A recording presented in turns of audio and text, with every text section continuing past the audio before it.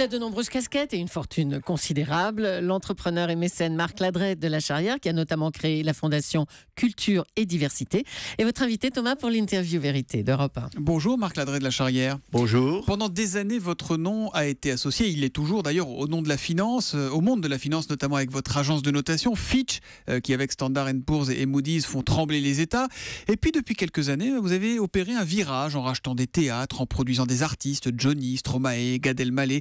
Pourquoi ce choix? C'est vraiment plus sympa comme activité?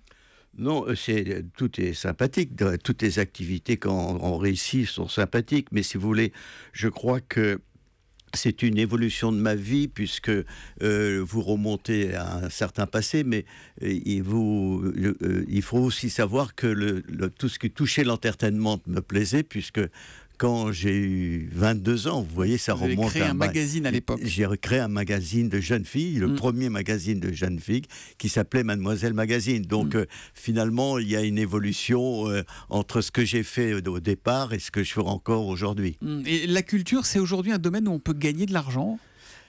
La culture, c'est pas un domaine pour faire de l'argent. Je ne pense pas que le spectacle vivant soit un domaine culturel. Lorsqu'on fait un spectacle avec Gad Elmaleh ou Laurent Gérard, c'est pas exclusivement culturel. La culture, c'est autre chose. C'est pas perdu quand même, j'imagine. Non, ça c'est une activité professionnelle, évidemment, avec une rentabilité à la clé.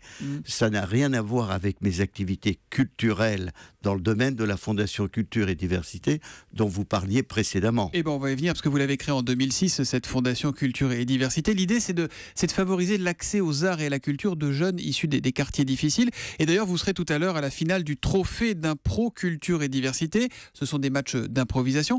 C'est un projet auquel vous tenez vraiment beaucoup. Pourquoi? Ça apporte quoi aux jeunes, ces matchs d'improvisation?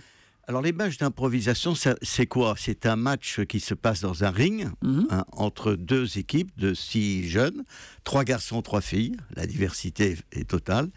Et là, c'est quelque chose de fondamental. Quand j'ai découvert ça grâce à Jamel Debbouze, il y a maintenant 5 ans, qu'est-ce qu'on constate? On constate plusieurs choses. Premièrement, on constate que ces jeunes qui pratiquent l'improvisation théâtrale, ce sont des jeunes qui prennent confiance en eux.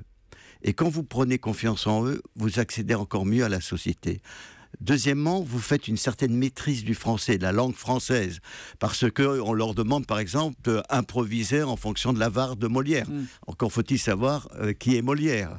Et troisièmement, il y a une chose fondamentale, c'est le respect de l'autre. Vous devez respecter l'autre de façon à pouvoir agir. Alors Marc Ladret de La Charrière, on parle beaucoup en ce moment de la réforme du collège, des ateliers, enseignements pratiques interdisciplinaires voulus par la ministre et largement décriés. Vous pensez, vous, par exemple, qu'aujourd'hui, faire de l'improvisation, des matchs d'improvisation dans les salles de classe, ça peut ouvrir des voies pour l'avenir, ça peut aider ces jeunes à réussir?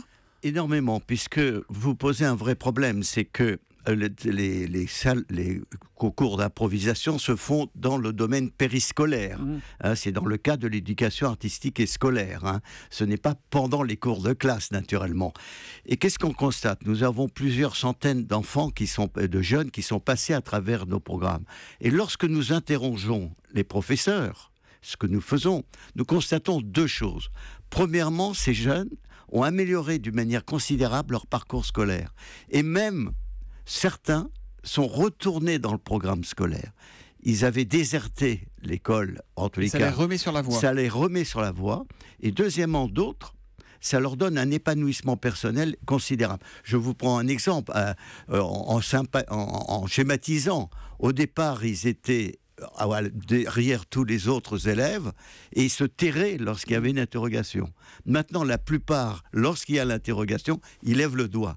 Et donc, quelque part, pour l'intégration de ces jeunes dans le milieu scolaire et donc dans la société pour le futur, c'est quelque chose d'exemplaire. C'est la raison pour laquelle nous souhaitons l'étendre dans la France entière. Ça veut dire que vous, l'énarque, parcours brillant, mais on ne peut plus classique en termes de formation, vous dites, bah oui, peut-être qu'il faut gratter quelques heures de matière classique pour faire de la place à ça aujourd'hui dans le collège en France? Absolument pas, c'est pas du tout ce que je dis. L'improvisation théâtrale vient pas à la place du grec ou du latin. C'est dans le cadre du périscolaire, c'est-à-dire de l'éducation artistique scolaire en dehors et en plus des programmes. Ça se passe à l'heure du déjeuner, ou ça se passe le soir, ou ça se passe l'après-midi lorsqu'il n'y a pas cours. Mais en tout cas, ça fait du bien et vous le montrez avec les 23 000 jeunes issus de quartiers difficiles qui sont déjà passés par ces matchs d'impro grâce à vous. Alors, dans les matchs d'impro, il y en a des centaines, il y en a à peu près 600. Là, vous parlez de ceux qui sont passés à travers les programmes de la Fondation Culture et Diversité, où il y a 23 000 jeunes qui sont passés par ces programmes, qui sont des programmes de cohésion sociale, pour leur permettre aussi d'accéder aux 40 grandes écoles qui dépendent du ministère de la Culture. Le ministère de la Culture, tiens, on en parle. Hier, le Premier ministre Manuel Valls a fait une déclaration assez étonnante. Il a dit que ça a été une erreur durant les 2 premières années du quinquennat de François Hollande de baisser le budget de la culture. Ça a été un signe négatif. Vous le connaissez bien, François Hollande. Il voit la culture de trop loin ? Oh, pas du tout. Il voit la culture de très près. C'est un homme qui est extrêmement cultivé et qui a un accès direct à toutes les activités culturelles. Il va aussi bien dans les musées que voir des films. Mais je crois que c'était une erreur d'avoir baissé d'une manière sensible les activités culturelles, parce que qu'est-ce qui fait la cohésion d'un pays? Qu'est-ce qui fait la lutte contre l'intolérance? Qu'est-ce qui fait la lutte contre la violence? Qu'est-ce qui fait la cohésion sociale? C'est la culture. J'ai une dernière question pour vous, Marc Ladré de la Charrière. Vous aimez le théâtre, le cinéma, la musique et le foot aussi. Il paraît que vous aimez le foot. En ce moment, le championnat de France souffre un peu de l'hégémonie du Paris Saint-Germain.